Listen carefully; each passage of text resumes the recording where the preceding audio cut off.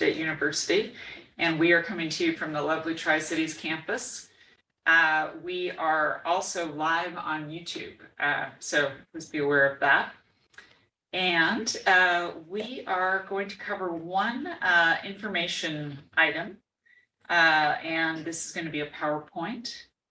And we're going to have our Vice President for Information Technology Services and our CIO presenting, Sasi Pillay, and this will be about information technology at Washington State University. Turn it over to you, Sashi. Okay. Thank you, Regent Redmond, and welcome, Regent Shower and Shower. Okay, and other guests here. So thank you for the opportunity to present about WSU IT assets. So let me go to the next slide here. So in a way to look at these things is to come up with a way to classify these assets. But before we do that, we also need to know who is managing these assets across WSU. So there are three key stakeholders who manage the IT assets within the entire enterprise. And that's sort of simply categorized into what I manage as a CIO for WSU systems, which I call central IT assets. And then the others are, there are several campuses, as you know, 5 campuses. They all have their own IT staff and IT assets. So, and then the third group is the distributed IT assets each department or dean manages across the WSU enterprise. Today's presentation, I'm only going to focus on central IT assets, and I will come back at a later time when we have more data on the other components, so that way we can give you a complete picture. So, but today it will be focused just on the central IT assets. And please interrupt at any time if you have any questions. I think I like to make it more interactive rather than just a PowerPoint presentation. Just for 2 scoping questions. So yeah. On the central versus campus versus each department / dean, what proportion of the entire IT assets would you say reside in each of those categories? Yeah, that's a great question. And I think I can only at this point give you an approximate type of answer. So you will see later on the slides, we have about $23 million. Okay, now we've been trying to get a handle on what that other expenditures and other groups, as you pointed out, have. So right now, I would say probably they're in single digits, and depending upon which department you're talking about, which school you're talking about. So unfortunately, today I cannot give you a specific answer. It's sort of a rough order of magnitude. I would say for the last time I looked at it, actually with Fran here, the number of IT people in central IT versus distributed across other people, the ratio is more like 1 to 2. So for every 1 person I have in central IT, we had 2 people out and about doing IT type of work. Now, the question, what we need to answer, and we will get to that just as the next step, is what are those people doing? Are they doing some function similar to what we are doing in central IT? Or are they doing some what I would call niche IT functions that are unique and appropriate and systemic for that particular department of research activity? Okay. But I don't have an actual, but I can tell you in terms of FTEs, that's the number. Yeah. By the way, just to let you'll ask, okay, how is that going to be different compared to our institution versus others? That number I looked across many institutions, that number seems to hold quite well, that 1 to 2. But the question I think we need to sort out, and that's not going to be today because I don't have the complete data on it, is we need to figure out, okay, what are the functions they're doing? What are the functions we're doing? Is some opportunity from efficiency and effectiveness of how that need to be brought together. So that's something we need to address, but we're not going to get to that today. Okay. And do these numbers include services for students as well? Yes. Yes. So when we talk about central IT, and I have a whole list of functions that I'll go over real quickly, and then we can get into the details of that. So the central IT, the best way to kind of get a handle on this is to look at what are the functions we provide. Oh, are we okay? Don't mind me. Okay. So what we're trying to do here is the best way to understand this is to take a look at what are the functions we provide centrally as a WSU system. And then what are the resources we're expending to make those functions and services, realize those services. And then quite a lot of that relies on contracts. And luckily, we have quite a few of these contracts. For example, Zoom, we manage that centrally as a contract for the entire institution, and everybody benefits from it. So what I want to do next is to kind of go through the functions and services we provide at a pretty high level, but please stop me if you have specific questions in each of them. Okay, here we go. So one of the first things I want to do is to start with our front door, which is our Crimson Service Desk. We take great pride in what we're able to accomplish here, and this serves faculty, staff, and students. For the most part, it's focused on the Pullman walk-in service we provide, but this service is provided across the entire institution, entire enterprise. So we answer questions regarding student information system across the enterprise. We answer questions about collaborative tools, Teams, Zoom, and so on and so forth. So we provide not only the service, but the end-to-end function. And so what are the questions we usually get? We get questions about network architecture. I can't get from here to there. What are the issues related to that? We get questions on information security on that. And some of them are related to login, multi-factor authentication, things like that. And I have another, later in the presentation, I have a more detailed look at what the service desk looks like. And then, of course, enterprise-wide services. I talked a little bit about collaboration tools and some of the things that we do there. Talk about the PeopleSoft environment. We also provide support along with Global Campus on Canvas, which is our learning management system. And the other thing we also provide is we get a lot of requests is they want access to a specific type of data or an environment, and we make sure that they're authorized for access to that. We process that again through a service desk call. And the other big thing we do is site licensing. Luckily, we have a very robust site licensing program. About half a dozen licenses now. We plan to grow that as we see more and more need for that. We originally started with MATLAB, which some of you are already familiar with, provides modeling and simulation, especially in engineering type of and STEM related disciplines. And so we have now grown that to include Adobe, Malwarebytes, and other packages. It has grown to over $500,000 right now that we're able to do. The advantage of site licensing is quite often almost anybody with a WSU EDU identity get access to it without having to go through additional contracting and things like that. So it saves money. It provides a tremendous opportunity, especially for our students. When we started this MATLAB program, as an example, the students were spending $20,000 annually on maintaining that MATLAB. After we rolled this out, the students are not paying a dime. So I feel very, very happy about it. I got a lot of kudos from our faculty saying, thank you for putting this in place. Now they can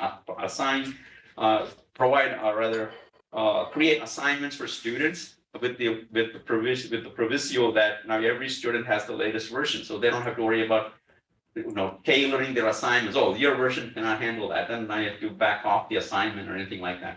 So luckily, also from a research and a teaching perspective, these licenses are managed separately. With the site license, that administrative burden has also been erased.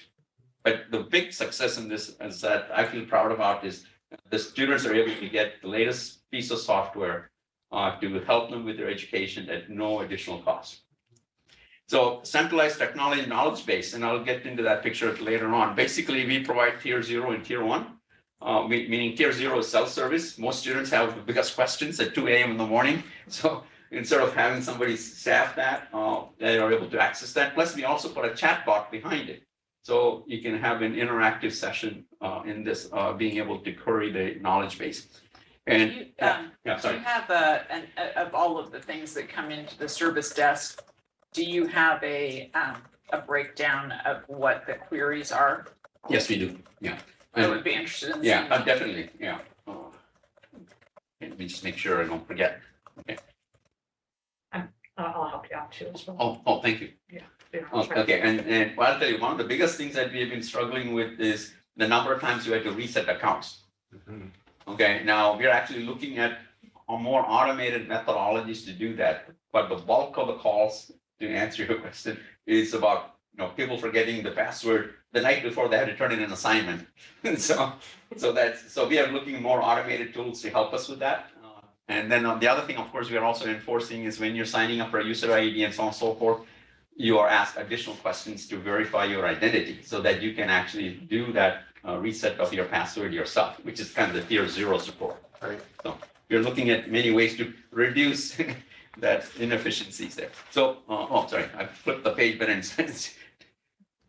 okay, so just want to give you, okay, what is all this cost, right, in order to do that? So the total number of FTEs are 11.86. The reason it's fractional is because we also have quite a lot of student help. This is one area we really hire a lot of students, provide an opportunity for them, in no matter what their major is, because they're so afraid of technology. This gives an opportunity to really bring in a diverse crop of students who would have never thought they would be working in a technology space. So we have English majors, we have computer science majors.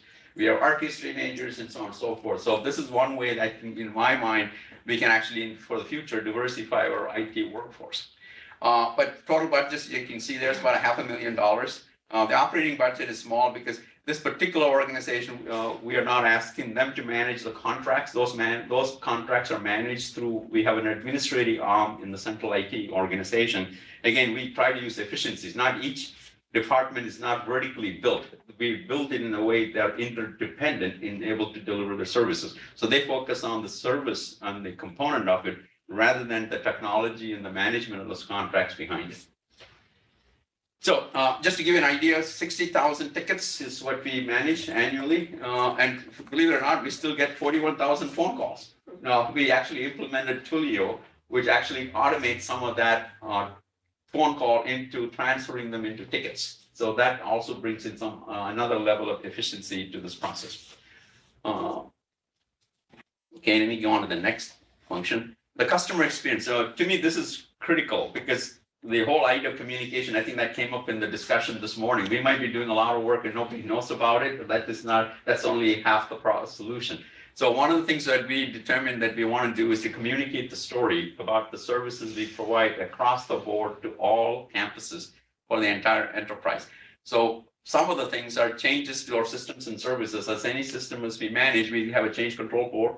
Those things we practice with what I would call rigor and discipline. And then one of the biggest things about that is early and often notification to our customer base as to what is happening, rather than having to discover it on their own why something is no longer there or something is not working. And then, of course, new capabilities. One of the things we did is make sure that our staff is fully versed in not only delivering technology, but also the component of how to best use the technology. Because again, otherwise, we're only solving half the problem. So anytime that we roll out a new technology, we go through great lengths in terms of having customer forums, announcements, bulletins, ability to have short training videos, as well as in-person training when we could do it before the pandemic, to make sure the technologies we are deploying is adopted. Because without adoption, we have not done our part of the role of a central IT organization. So focus group interactions, whenever we roll out something that's student facing, we want to be bringing quite a few students, make sure they understand, get their feedback and modify what we are offering. So training and so on and so forth, annual reports. I should have gotten a copy of the annual report for you, but I'll make sure that we'll send it to you electronically. So we have been doing that the last 6 years. If you go to our website, all of them are published right there. But we also do print copies, limited print copies. Okay, so let me go to the next slide here. So this is only about 3 people, and the budget is about $250,000. And you can see most of those budgets that's what I'm showing within these departments are basically computers and small tools they have to buy to do their service. It's not the big type of contracts that we have. So let me go on to the next one. Okay, so the other one that's a major portion, a major department in our organization is enterprise infrastructure. So this is where we kind of manage all the nuts and bolts, what are things that we provide here that holds things together. So obviously local area networks and wide area networks is a big thing. Actually, we're in the middle of a contract to re-look at our wide area statewide connectivity to increase bandwidth, reduce price, and increase redundancy. So we're actually very excited about that new contract we are embarking on. And then, of course, on-premise data centers that house servers and storage. So we provide co-location space. Funniest thing is that our central facility right now has hardly anything that we are using for delivering central services.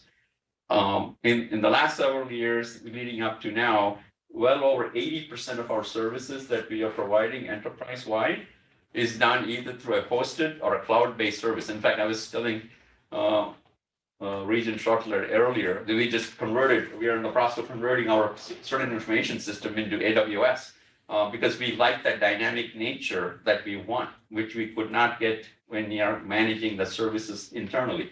So most of our data center is used now by our distributed IT people. So we have made one good step in the right direction. At least we know where many of the larger servers are. We still probably have a few hiding under a faculty desk here and there, but generally speaking, we at least know where they are, the physical assets. Then the other one we house, of course, is the last bullet here, which is the research computing, our collaboration with VP of Research. These are the two kind of areas that we still provide physical space and help manage locally on the Pullman campus. Yeah, so just a second on that, Tachi. So the on-prem data centers, those are, you've got pretty much everything you do in the cloud, it sounds like, in terms of providing the basic infrastructure for the business or for the institution. So just go into a little more depth. What are those data centers doing and how many of them and where are they? Okay, so we have, again, I'm going to talk from a central perspective, if you don't mind. So what we have are two facilities, two physical data center capabilities right on the Pullman campus, the primary one and a redundant one. And both of them are located right now on the Pullman campus. Now, when you go around the campus, they have other data center rooms. Like in Everett, we created a data center room. So I think each campus should have some local capability to be able to connect and at least to manage the network traffic that's coming in and out of the campus. But the point I was trying to make is very many of our servers are pretty much are functioning right now in our data center is actually servicing other departmental units. Okay, so, and so what you were asserting, I think, is that with maybe a few very narrow exceptions, either you are managing the on-prem data center for all of the functions of WSU, or it's in the cloud. Correct. Now, I would make one small exception. So even though we are providing co-location spaces and we are providing power, network connectivity, and so on and so forth, many of them are still, from a system administration perspective, is still managed by the distributed IT folks. Okay. So that's why I say we made the initial step, which is to identify the physical assets, bring them to a central location where we have key card entry, and we can insist on physical security and redundancy in power, cooling, and things like that. But the next step is to say, okay, why do we? First of all, even first question is why do we even have them? Because some of them are just file servers, which actually can be moved into very many of the cloud services which we currently are using centrally. So there are many more opportunities to do that, but I think I'll get to later in my presentation the next steps as to how should we get there. Okay. Okay. All right. So email, calendaring, office tools, these are all provided centrally. When years back, when I started here, we had 12 email systems. So right now, at least we have only one that I know of. There might be some people hiding there. I don't know. We have to find out. But now we are providing only one, but it's also driven out of the cloud. So automatic updates and patches and things like that are happening in the cloud, and it relieves us from the tyranny of managing these things and stay focused more on solutions that our customers want. So collaboration tools, video conferencing, I already talked about that. Just on the email, we actually were to avoid $500,000 in capital expenses by moving that stuff into the cloud. So we did so many things in that single project. We consolidated a single email system, put it in the cloud, avoided cost avoidance of $500,000 in infrastructure upgrade. The similar success story is also in video conferencing. We had two different infrastructures, one for academic and one for administrative purposes. We were able to collapse that, move that into the cloud, avoided a $1 million capital expense of renewing the infrastructure on-prem.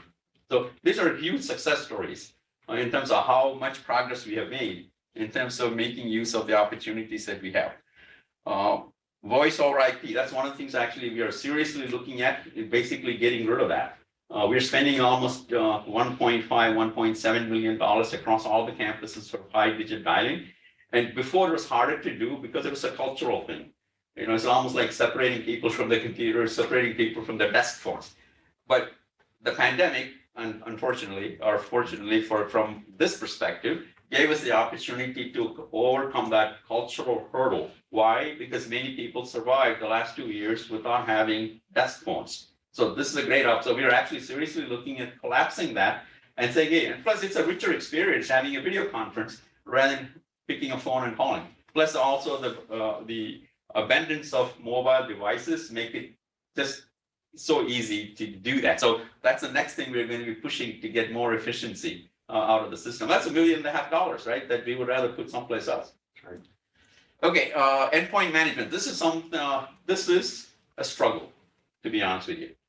I mean, we provide, I personally think, a great service, and we're trying to recruit more and more people to use that. And over a period of time, we've been able to successfully do that. My target that I have set for my team is one technician should be able to manage 200 endpoints.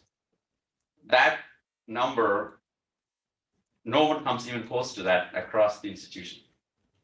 And we need to get to that level of efficiency. But the only way that's going to happen is people adopt standards and you have some sort of centralized administration and management.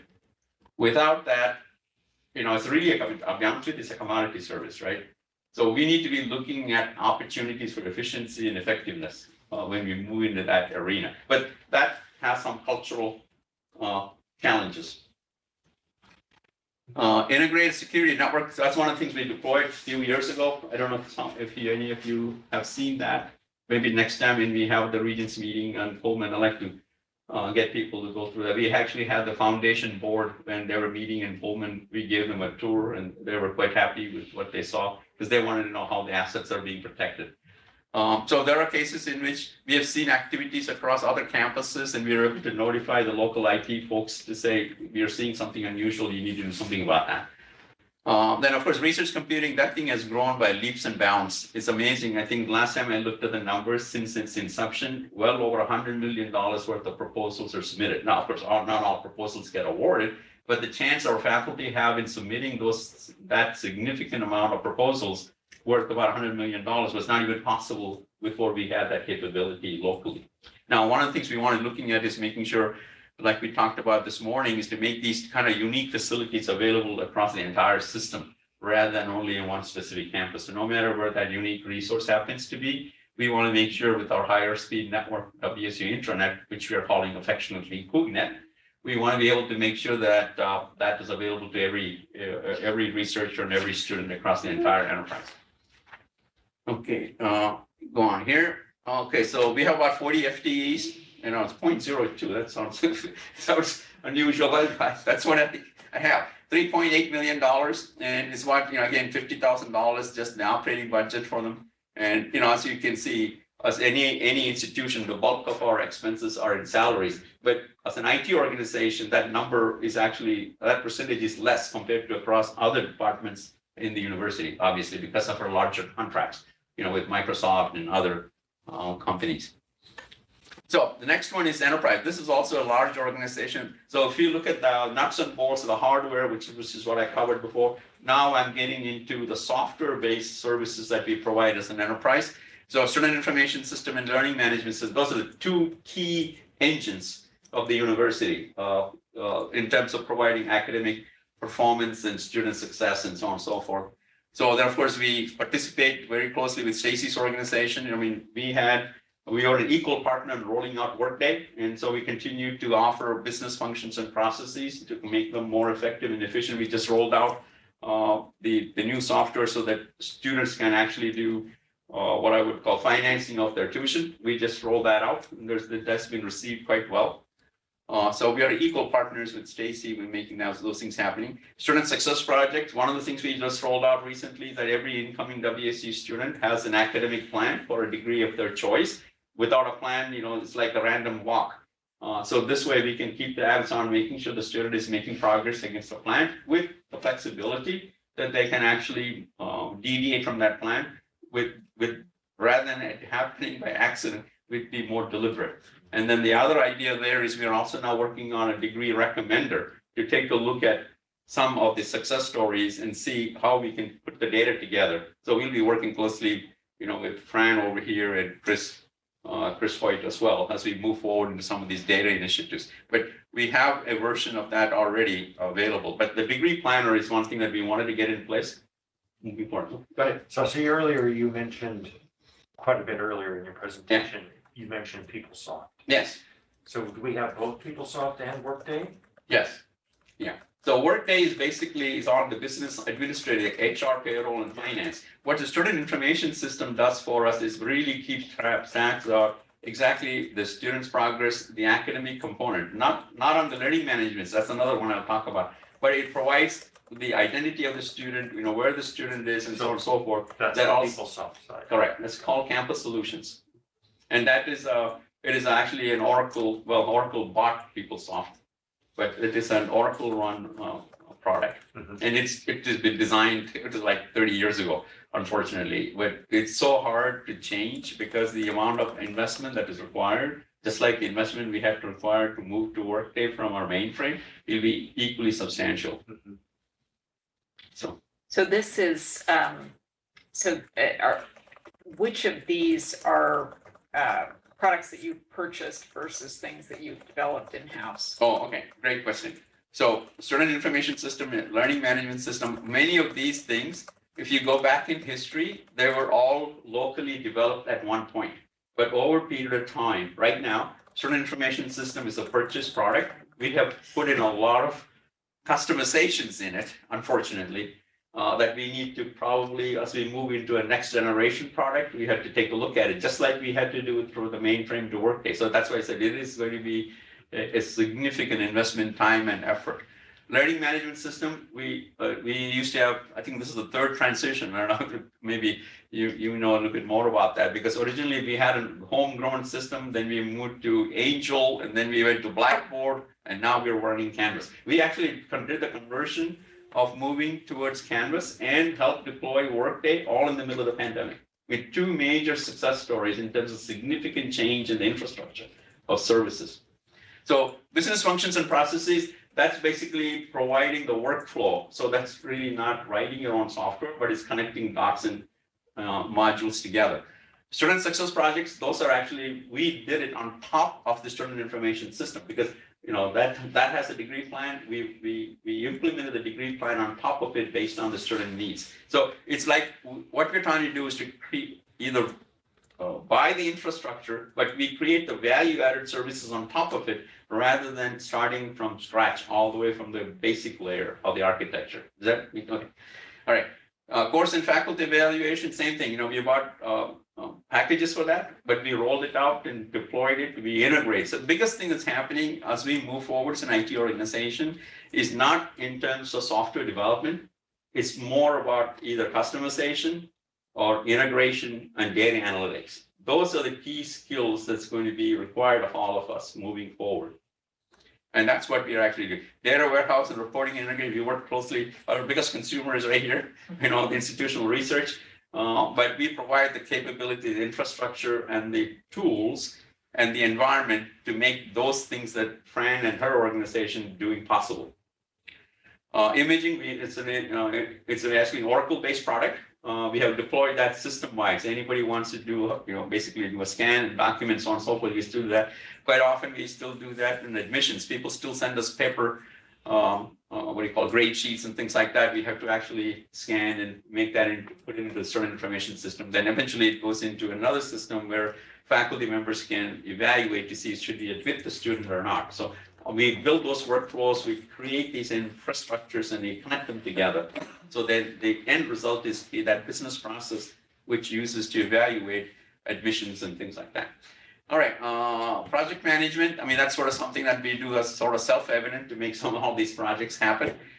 Ticketing and knowledge base and chatbot. Remember I talked about the Crimson Service Desk? The engine behind that is Jira-based ticketing and the knowledge base. That's all put together by this group because it's an enterprise-wide system. Now, one major success we have here is we are able to get more and more departments to adopt the ticketing that we have. So now, when I talk about the help desk later on, there are some opportunities to do even tighter integration that was not possible before. Mobile ecosystem, that's another environment we rolled out. So in fact, when we did the attestation for COVID, we used that so people with mobile devices can walk into a classroom and show the green screen. And so then you don't have to really do the verification on the spot. It could be done in the system prior. So we are trying to now move more and more of our services into the mobile ecosystem because that's where most of our customers are. Okay. This is the largest group. We have close to 50 people here and about $4.8 million. That's what we spend in this group. Can I ask just a quick sorry, question? yeah, okay. When you're showing these slides with the FTEs, and maybe you covered this, I had a little work issue. Okay. Is it Tri-Cities? Are they in here or is this just Pullman? Yeah, this is only the central IT. Okay. Yeah. Got it. And like I said, I have to come back. I have to go through a data call, and that's something we'll talk about after finished up as to what the next steps are. Okay. Yeah. Thank you for that clarification. Yeah. Okay, information security services. This is a program that we built in the last 5 years from nothing to where it is. We are spending pretty close to this basically shows that I'll get the data in a second, but basically what we do, cybersecurity risk assessment reporting. And as you know, we have been doing a lot of work in this area. We published close to 17 policies in the last 2 years. It takes us a year and a half to publish a policy, but now we are faster at it because you're going to get all the stakeholders lined up, right? And make sure everybody is going to be aware of the security policies and they're not discovering it the one fine morning they have to do this and that. But the 2 seminal policies we published, which is significant, and we'll be coming up with a third one in short order. First one is the data classification. We do not have a policy in how to look at data. I mean, all data cannot be treated equal. Some have to be protected better. And as we get into more and more regulated data in research, and especially ITAR and export control data, we need to be very, very sensitive how we manage this data environment. So data classification, executive policy 8 is very critical. Companion policies, executive policy 37, which is basically talks about how the cybersecurity program at WSU should be managed. In other words, what we have said is, we're not saying you cannot have people deliver services in distributed departments under a dean or a department or a school. However, you're subject to the same regulations and challenges central IT is, which is we have to have a security plan, you have to do assessments, you have to find the gap, you continue to work on and reducing the gap. And the person who's accountable is each unit head. And Executive Policy 37 says clearly that unit head is either a VP or a dean. So basically, you're making the unit heads accountable for the risks that's happening within their own area. Because otherwise, I only know about it when there's a breach. And then the problem becomes, oh, I didn't know I had to do all these things before. So we are making painfully, really making it quite clear that if they are in this business, you have a response. It's like a HIPAA thing, right? If you're going to provide medical care, and then you are accountable for regulations and you need to maintain your environment as such. So we are making the deans and VPs sign, basically in our lingo we call, authorized to process official. Okay, so that's a new name, right? So and basically at the end of the year, we're trying to collect all these things and look at exceptions and then create a report. So then this becomes more of a risk-based risk management approach, rather than not knowing where your assets are, not knowing what your data is, and how you're protecting them. So overall, I think we've come significantly the way we are looking at cybersecurity and how we are mitigating some of those risks. Continuous network system and monitoring, so we do that. Prevention, detection, and mitigation, these are things, again, with the SOC, we do that. We also encourage everybody to let us know when you see something out of the ordinary. We get 750 requests a day of people sending us to the central security group, what we call abuse at WSU. So if you suspect an email or some contact. Phishing and things like that. Yes, right. In fact, we have a phishing educational component too. So that's the other thing we are actually working on. We finally signed a contract to provide cybersecurity awareness training to everybody at no cost to individuals at wsu.edu. So I'd already talked with the president, and we're going to start with the cabinet and work our way down and make cybersecurity training an annual event. We always had a cybersecurity awareness day in October, that we had, but we're going to step up that. So one, two critical things about improvement, I would say three things are continuous monitoring is absolutely critical. The second thing is educating your workforce. And third thing is applying patches in a timely manner. So those are key components of a successful cybersecurity program. The third executive policy you're working on is really the entire umbrella of what a cybersecurity program at WSU looks like. And they'll have all these various components along the lines I just finished describing. And of course, regulatory compliance, we work very closely with our internal auditor here, Heather, in terms of making sure we are compliant in all these things. So it's not just us monitoring ourselves and then having third party, but we also have state agencies and others who we are accountable to, so as the feds. And of course, okay. With the training, would you make that mandatory? And Well, I would like to. But I don't have that authority. But I can provide resources, I can encourage, I can, what's the word? It's encourage, I guess. Strongly encourage. because you have Yes. to do annual, Yes. and if you don't, you get locked out. Yes, in fact, when I was at NASA, when I was a CIO at one of the NASA centers, again, when I went through these same things earlier, I was a little even, I did exactly what you did, and then I was even worse. Then in order for you to get your account back, I charged the unit head money to get them reconnected. Because then they paid attention, why am I paying this? Because, well, first I had to spend time to disconnect you. It's like the cable companies, right? If I had to spend time to disconnect you and then I had to reconnect you, there's people's time is involved. There's fees, yeah. Yeah, there are fees associated with this. So guess what happened? The unit heads became very, very sure that none of their employees missed that deadline. Yeah, I would eventually, at the end of the day, I completely agree with you. This is something that every individual should do. And I'm glad the president agreed that we're going to start with the cabinet, set a good example from the top. And then contract review. So luckily we have a great partnership with our purchasing department. So anytime anything regarding services, hardware, software gets purchased, we get notified. Our security organization, part of the organization gets notified, and our folks take a look at it. Is there a data sharing agreement that goes with it? Are they asking for what type of connectivity and what kind of privileges? And so we review all those things before the purchasing department now purchases something, which I think so again, these are all great improvements we have done over a period of time. And that purchasing department is only the purchasing department for the central. Correct. Yeah, entity, but the thing is however we define that. Yeah, but actually there are some, even when somebody buys something from here, depends upon the size of the purchase.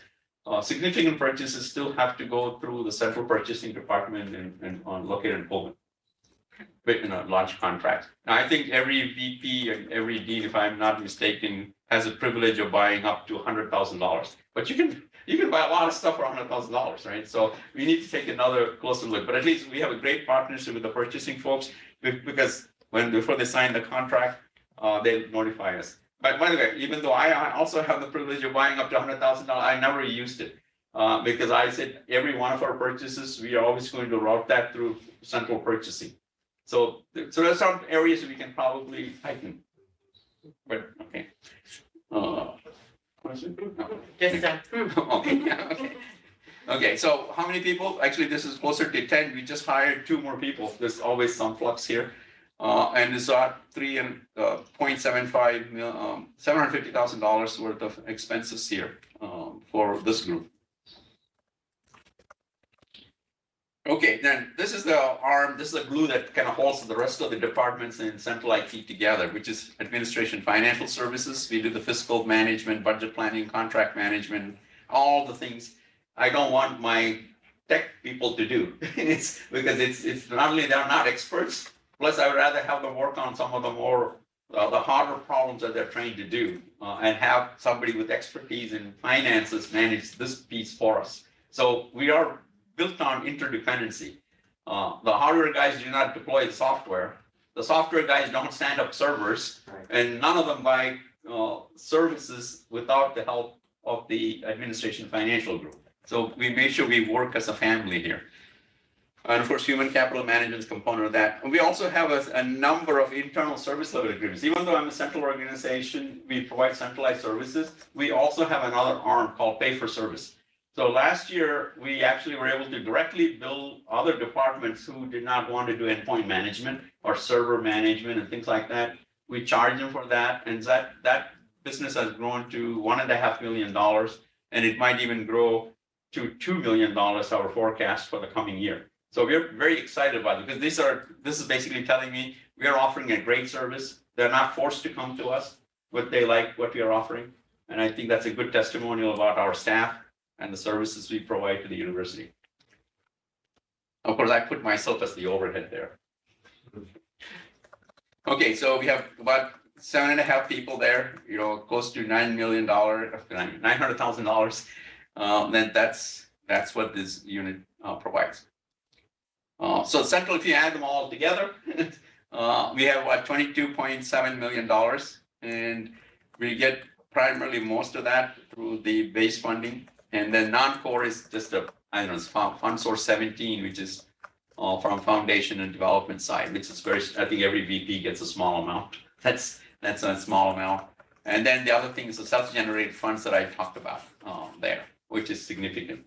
So basically our budget, if you want to think of it, is broken into 3 parts. Stuff that we provide and we manage centrally, stuff that we have in a separate bucket for all contracts.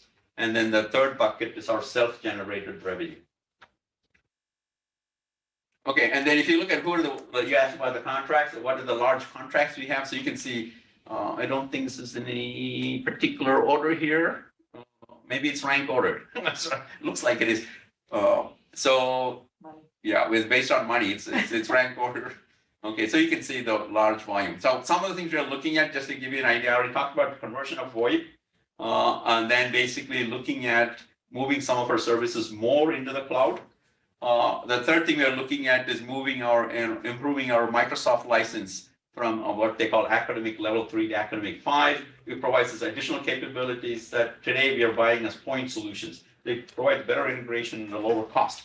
So we are looking at that as well. And of course, Oracle, there's quite a lot of money that's being spent on that side. K-20 educational telecommunications, we are looking at that. So we are spending about $200,000 on that one, which is the statewide K-20 network. So that's kind of a snapshot of the significant contracts we have. And then this is a pay-for-service and that we generate based on our customers' goodwill, that's I should say. And then these are some of the connections things we provide for them in return.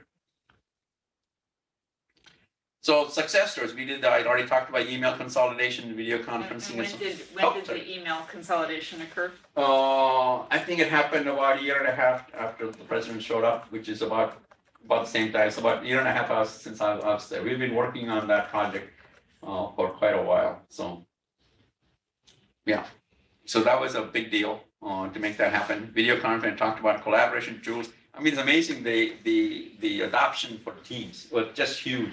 But we did several customer forums, made people make aware of them, and all the way from the cabinet to student working groups use Teams. And they cannot think of a day that we did not have that. I mean, it's heavily utilized. Cybersecurity training, I talked about signing a contract to do that.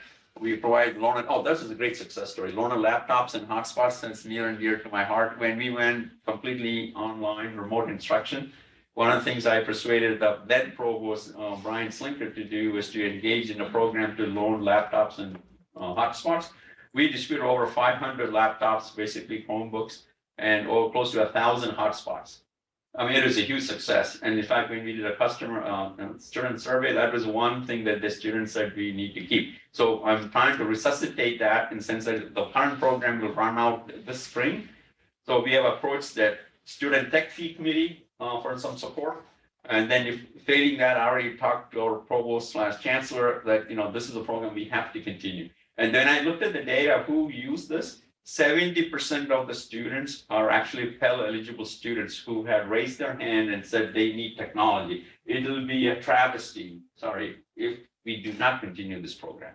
I mean, it is something that is so fundamental because we talk about not having access to our students for these kinds of things, for their success. This is a huge barrier. Is that system-wide? Yes. Yeah. So I try to do everything system-wide, unless I get pushback. This So- is a big deal, so I mean, I just wanna Yes, exclamation mark, I mean, from what I'm hearing from students, that this has made the difference. absolutely. And as we're trying to reduce barriers and access to education, one of those, loaner laptops or hotspots doesn't seem like something that is, a huge lift for us to be able to do. And one of It's the so things, meaningful. yeah, I mean, ideally, if you subscribe to my vision, I want every incoming student to be given a bag of technology when they show up. Okay, there are many reasons for that. It's completely standardized. I can run it very effectively and efficiently at the lowest cost margin. Students don't have to worry about, hey, how come I don't, I can't connect to this service? I can't connect to, all those questions go away.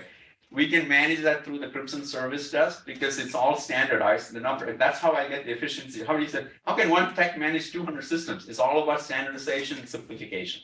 Okay, I mean, there's lots of business case stories on that, right? So yes, we need to not only help those students in need first, but I think we should provide that as, instead of providing in some cases tuition reimbursement type of thing, and the ability for them to succeed. It's almost as important as a textbook in the old days. Okay, I'm very passionate about that program. No, I think it's great. It's an invent and simplify. Yeah. Okay, so we talked about service desk ticketing, and I have another picture. I'll talk about high performance computing, and we talked about that. We talked about workday implementation. I had close to 25 of my own people work closely with Stacy's people for 3 years to make that happen. You know what that meant? And that meant opportunity cost. We were not able to do some of the projects we wanted to do. It's one of the things I was talking with you earlier, but picking up more stuff and moving into the cloud, some of them had to take a back seat because we put quite a lot of resources to make Workday implementation successful. Data initiative, we are working closely with Fran here and Chris Hoyt. I mean, this is going to be another huge important project that we'll be collaborating on.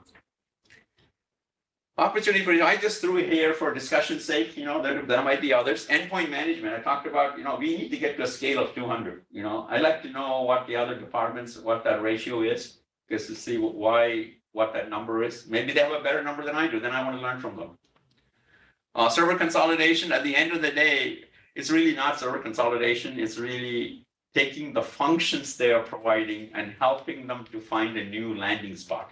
I really don't want to pick up somebody else's server and put it into my data center. To me, that is a futility. What is that? Effort and futility, because it's more important to talk about the functions, what they're doing, and how can I provide that function better. That should be the discussion. How they're managing it today is not important. It's just like the Workday when we implemented. We told them, we don't really care about your process, but we do care about the outcomes you see, and we'll make sure those outcomes are available in Workday. Not how you got to where you are today during the current process, because that process is not there. Those processes are in the software, and we're not changing Workday software. So anyway, local area network. So this is one thing I think I need to talk about. Right now, as a central organization, I do not have total control of every piece of segment in the entire enterprise. And you might ask, why do I need that? The reason is completely about cybersecurity, okay? So right now, I cannot run scans across our entire enterprise because we have firewalls blocking us against each other. What I'm seeking is really total accountability and responsibility for every single piece of local area network. We do have that on the wide area network. And the reason I ask is this way, I can know at any time anything gets connected to our network. I do not have that visibility now. And I have a SOC that can actually monitor it. So we have many of the components, but we don't have all the components. And this is in my mind, is a little troubling to me because still not having visibility of your enterprise is problematic.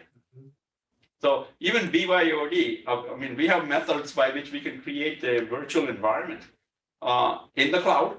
In fact, actually, one of the endpoint management services we are offering to our customers is you don't have to buy a computer. You just use whatever device you have. We'll create a virtual environment for you in the cloud. And the advantage of that is departments don't have to buy people computers because mostly everybody who are working have some sort of a device. Now we can take a look at what the minimum standards need to be. However, we can actually do it more securely, more effectively. I can deploy all the site licenses in the virtual space. without having to actually install them individually on your own computers, and actually encourages BYOD, bring your own device to work. So sometimes I said this to my staff, my vision as a CIO is to own as little IT assets as possible. I'm focusing more on solutions and services, and that's what we should be doing. Because devices are just sort of a means to an end, but I think we get so preoccupied with it, unfortunately. Anyway, help desk, that's another area. Okay, I'll talk, sorry. Okay, this is a picture that we came up with regarding how to do this help stuff. So we do tier 0 and tier 1 right now centrally, and a few departments like Dave Saleh Global Campus, and which is academic outreach and innovation, they have adopted us. So we do the service desk for them. We do the tier 0 and tier 1, and only when it becomes hard for us to really get into a deep-rooted problem, only then we need to contact the discipline experts in the various department. The beauty of this architecture is, first of all, you got to have the tool and the workflow to make it happen. We already have that. We actually, luckily, many departments, even though they're not using our help desk, they're using our infrastructure and workflow. So we can actually pass tickets amongst ourselves. What I like to see, a more consolidation. So if you're a student, instead of calling a help desk in facilities or the dorms or academic, they just make one phone call. Just like when we call Amazon, we don't call the purchasing department. We don't call the person who's the buyer. I have a problem with what I got from Amazon. Please fix it, right? We need to get to that level of consumerization in terms of the student and the faculty experience when we're talking about dealing with solutions to problems. Individual help desk is actually a hindrance to that effectiveness and efficiency. So this is another area where we can actually operate as a single entity, still use expertise throughout the enterprise for tier 2 and tier 3. But however, focus tier 0 and tier 1 to a central place, which is basically a virtual central place. So I think this is a great opportunity to reduce cost and improve the customer experience. What do you mean in that red circle with the return to service? What is that phrase? Okay, so tier to return to service. So when sometimes what we have is a service that somebody is offering is not working anymore. So we cannot solve that problem with what's in the help desk knowledge base in either in tier 0 or the chatbot. We need to have the experts go fix the problem. So for example, if our wide area network is disconnected for some reason, my service desk cannot fix that problem. But they can generate a ticket which goes to my infrastructure guys who manage a wide area network. But the beauty about that is some of the elementary problems can be solved without wasting the time of our experts. They only get involved the more sophisticated problems they need to solve. Tier 3 are projects. So if somebody has come up with a problem, then we look at it. We don't have a solution for it. It has to become a project, then it gets rolled out and so on and so forth. That's what, so yeah. The idea is that tier 2 and tier 3 stays with the discipline expertise wherever it happens to be. If it happens to be in facilities, it stays there. But what we're saying is we are funneling all the requests through a single place where the customer doesn't have to worry about, hey, my computer is not working because is the network down, or I have a power supply problem, or whatever, you know. And are you limiting this to IT, or are you saying that you would like to also cover things like the washing machine's not working in the dorm? Absolutely. Every one of I these didn't things. get my paycheck, or Yes. Trouble tickets of any- all sorts. All sorts. any problem. Any problem. So that I kind of joke, if you're a student in the dorm, if I have a bug in my computer or a bug in my room, I need to make one phone call. I mean, just imagine a certain experience. But that's what they're used to in the outside world. Why would we not do that for them on our campus? Our campuses. Okay. Have you ever thought about using QR codes in around that? You take a picture, you see a problem or you've got a problem, you go to the QR code and it automatically connects you. And you can put in the ticket right there and. Yeah, I don't think we have done that. We have used QR code for our attestation, things in which you can actually do that. But I don't think we have used that for here. And there they can generate it. Here you can just log on to our website and create a ticket. Yeah. And do that. But this allows you to do it. Correct. Actually, all we need to do is, if we go back to the other idea of every student gets a computer or technology bag when they show up, we can put the QR code on the machines. So all they had to do is have a problem, you just scan it. Exactly what you said. I mean, there's so many ways we can improve our service and the experience, right? We're talking about. Yeah. So basically, all these can be tied together and keep expertise in the appropriate department. But from a customer, student, faculty perspective, it basically goes through single front door. And you don't have to, I mean, many students don't even know, okay, who's the bursar? I mean, where do I go to make a payment for a fee? I mean, all those problems, especially for first generation students, is very problematic. Very overwhelming. Okay, right. Well, that's throw a little animation on. See, this is how we grow that. This is my vision, right? How can they grow that? I see, yeah. Yeah. So Sashi, I'm Yeah. noticing we only have 15 minutes. Oh, I'm left. sorry. How much more of your presentation? No, do I you think, have? let I me wanna see. have some discussion. Okay, yeah, so this is the two things I wanted to bring up to your consideration. One is underfunding of central IT. So even though we generate about $1.5 million, a lot of that I had to tack on about a 37% overhead because those functions are not covered. So we need to look at a new funding model. Okay, and then the other one is unclear governance, right? Who is in charge of what? I think we need to kind of figure that out. And I talked a little bit about that regarding networking and so on and so forth. Next steps, I think we want to issue a data call, analyze the response. I'll come back to you with the other two sections of data that I didn't cover today. I only talked about central. And I just threw this in for fun. This is the Pac-12 school comparison in terms of expenditures. What I wanted to do is to come back to you and normalize the data based on students, so you can see how much money we're spending per student. So I'll sort of. This is the absolute budget, not on a per student basis. Correct.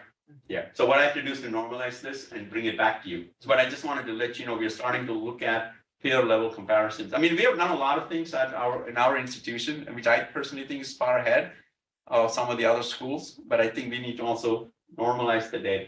Yeah, and you don't know if you're apples to apples here. There's always a because- problem when you do benchmarking, right? Well, and also because 2/3 of the budget you haven't even identified yet Correct. with the non-central stuff. Correct. Yeah, by the way, this is all centrally reported. So all these universities have reported, this is their central budget. Okay, So So from it that is- perspective, it's the same. so it is apples to apples in that regard. Correct. We believe, we just don't know what they think of as central versus Yeah. what we think of as central. Yeah, but some of the data that I used came from EduCost, in which there's some definitions that you use, but still there are some, as you point out, there's some every time you do benchmark, you got to be very, very careful that we're using the same definitions. Mhm. Okay, that's the last slide. Okay. Thoughts? So question, you had successes up there. Yes. And all the things. What about misses?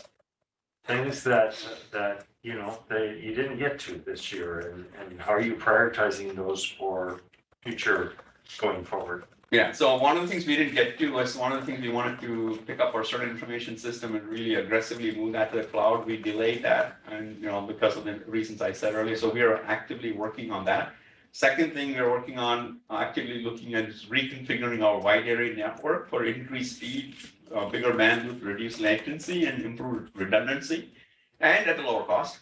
Okay. Then the third thing we are working on is getting rid of the void that we need to. That's a high time we save some money by doing that.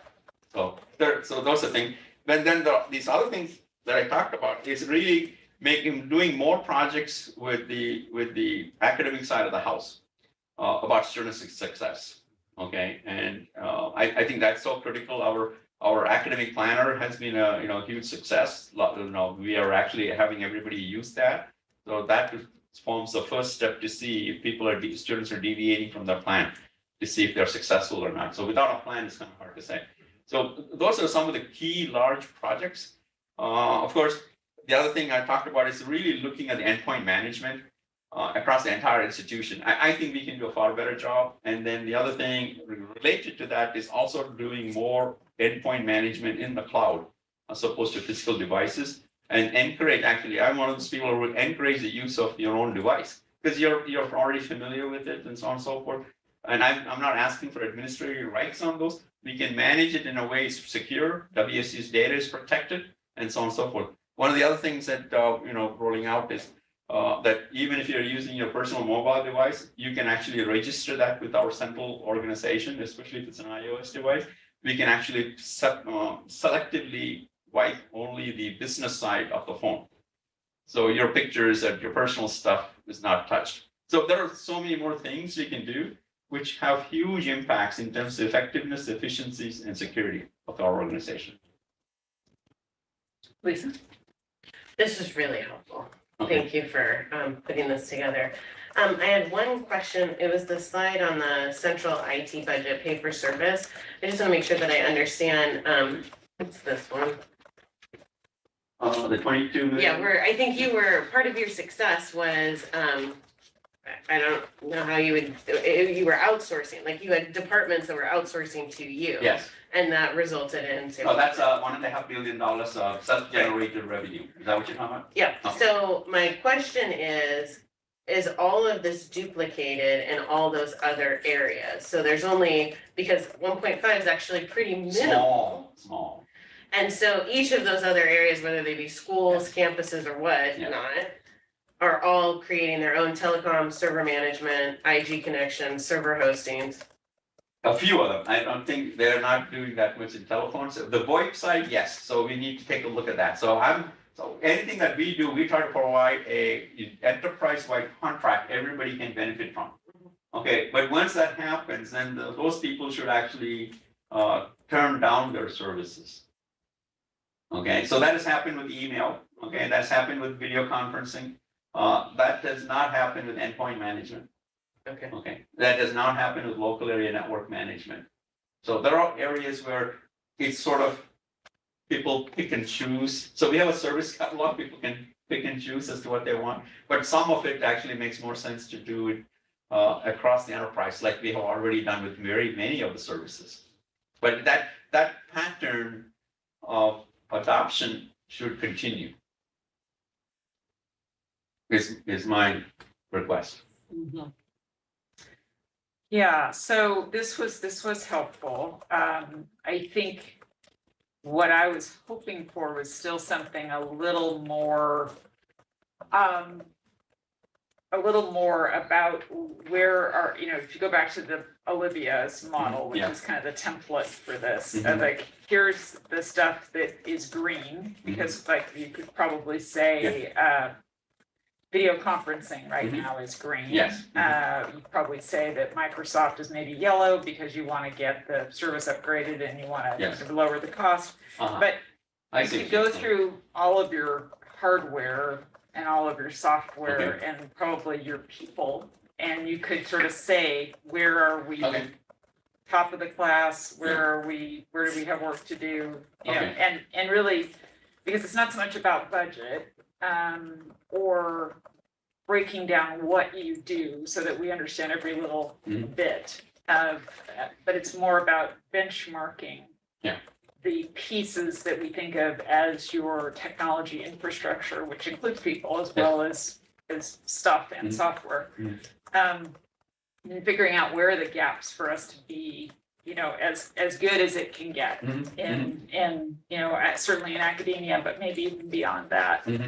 And I think it's absolutely essential that part of that is this, what's centralized, what's not, right? And I'd also, you talk a lot about in here in terms of opportunities, but I would also think about unmitigated risks. Yes. So when you got into the cybersecurity area, there's, you still phrase that as an opportunity, but really it's a unmitigated risk and an unacceptably unmitigated risk in my mind, because we shouldn't be having people who are non-experts signing, yes, I'm fine with this data release, it's data sharing, I don't care that they're fine with it. We don't want them to be making that call. They're not qualified to make that call. Yes.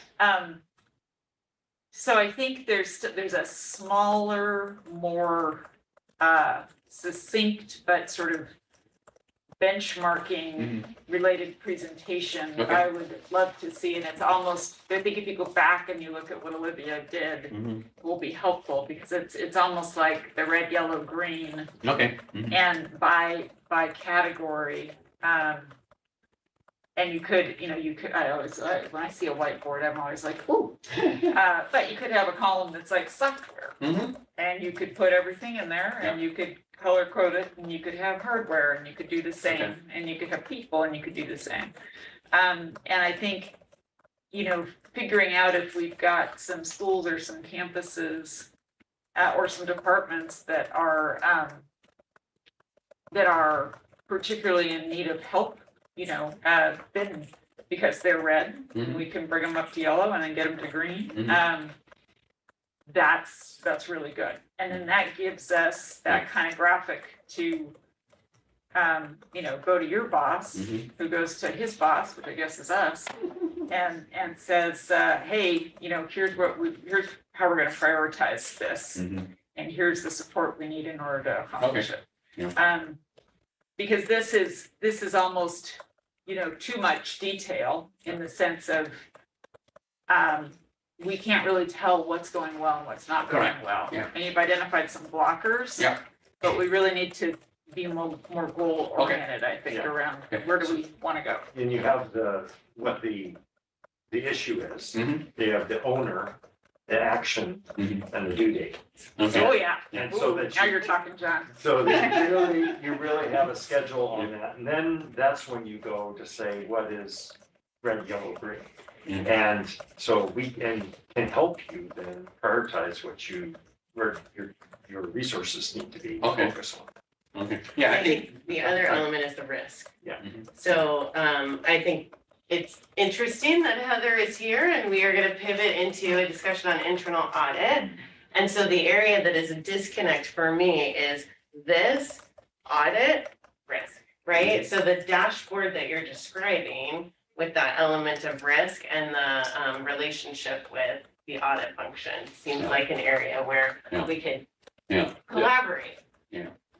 I agree. So I thought we should start with the function because that's easier to identify what functions and who is doing what function. Then it's easier to see what the opportunities to eliminate duplication is. But looking at our IT assets is one of the gateways to identify risk. If we don't even know the Yeah. inventory related and the functions other people are doing, it's hard to put our finger on what is contributing to a risk, right? So that's to me, so I think what I like to do is to generate a data call along just to identify what services are out there and who are they providing to those services to? Because I like to see, because very many of our services, if it's not already enjoyed by everybody, could be. Yeah. Okay. All right, That we'll sounds good. keep cracking on it, Yeah. and we'll try to get the next layer, and then we'll put something together and come back. Great. Okay. Thank you very much. Thank you so We're much. on Thank you we're for on your- the road. Okay, we're on the Yeah. road, on the road to greatness. And lots of great successes. Yeah, okay, Yes. Yeah. yeah, thank Yeah. you, well, it's all my staff, Well, Yeah. just I'm just a mouthpiece. managing through this last 2 years was definitely a heavy lift for IT. Yeah, And we made it through Yes. so far. yes, yeah. Knock on faux wood. Yeah, I mean, and plus, like I mentioned, we rolled out significant things during that pandemic. I mean, it's Right. amazing what our staff did. I'm really worried about their well-being though, because they're working 24/7. Yeah. That's the problem. I think Workday, I mean, that was, Huge. talk about risk. That was such a major milestone, that Absolutely. hopefully, and there's a change management element that I think is still happening. But Correct. once that, I think, stabilizes, Yeah. it's, Yeah. hopefully. Yeah, we're making progress on all fronts, but you can do more. All right, well, Well, thank you for your thank you. time, and thanks for your feedback, and like I Yeah, said, no, we'll thank come you back, very we'll much. continue to refine it. Thanks for your help. Good. Yeah, no, thank you Thank very you. much. I feel like we're getting there. Okay, Getting there for sure. okay, thank you. All right. All right, next. You're off the hot seat. Okay, all right, I can go sit in the corner now.